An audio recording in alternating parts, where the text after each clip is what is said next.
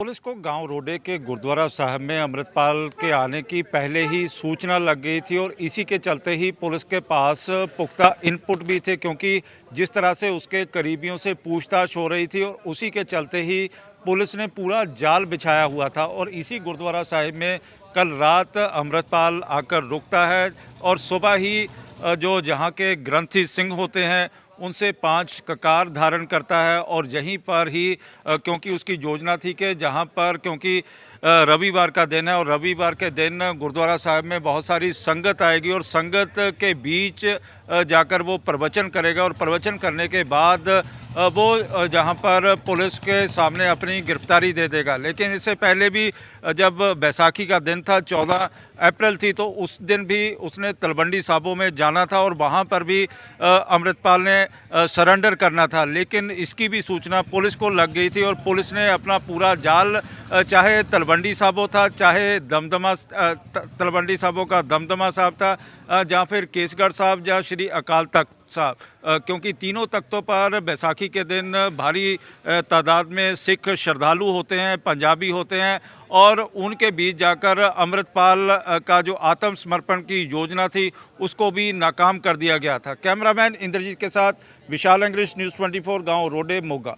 अमृतपाल 36 दिन तक पुलिस के सामने ना तो उसने आत्मसमर्पण किया, ना ही पुलिस उसको गिरफ्तार कर पाई। लेकिन वहीं पर पुलिस उसके जो भी समर्थक थे या फिर इस समय डिब्रूगढ़ जेल में थे, उन पर दबाव बना रही थी कि अमृतपाल से किसी भी तरह से संपर्क किया जाए, उसको सरेंडर करने या गिरफ्तारी के लिए मनाया जाए। और इसी के चलते ही सबसे बड़े 2 कारण जो सामने आए, एक तो पपल प्रीत की गिरफ्तारी और एक उसकी पत्नी किरण जो बर्मिंघम जाने वाली थी, उसकी फ़्लाइट रद्द करवा दी गई और उसको वापस घर भेज दिया गया।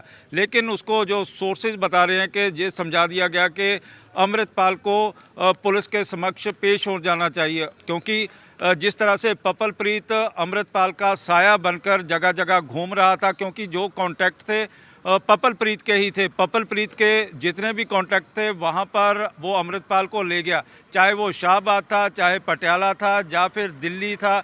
इसी तरह पंजाब में भी जगह जगह मरैया में पपल प्रीत लेके गया। लेकिन जब पपल प्रीत अमृतपाल से अलग हुआ तो अमृतपाल के सामने सबसे बड़ी समस्या ये आ गई कि उसके पंजाब में या बाहर में किसी भी तरह से कोई संपर्क नहीं था।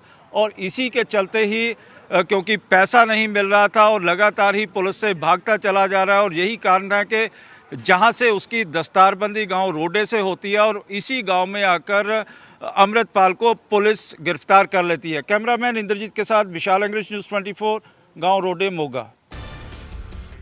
तो अमृतपाल की गिरफ्तारी पर पंजाब में अलर्ट जारी कर दिया गया है। बठिंडा में पुलिस ने फ्लैग मार्च किया है शांति व्यवस्था को बहाल करने के लिए। दोपहर 2 बजे सीएम मान प्रेस कॉन्फ्रेंस करेंगे तो राज्य में लॉ एंड ऑर्डर ना बिगड़े, शांति बनी रहे, माहौल खराब ना हो, हालात ना बिगड़े, इसकी वजह से लगातार फ्लैग मार्च कर रही है पंजाब पुलिस। एक छोटा सा ब्रेक लेंगे, यहां पर फौरन हाजिर होते कुछ और खबरों के साथ।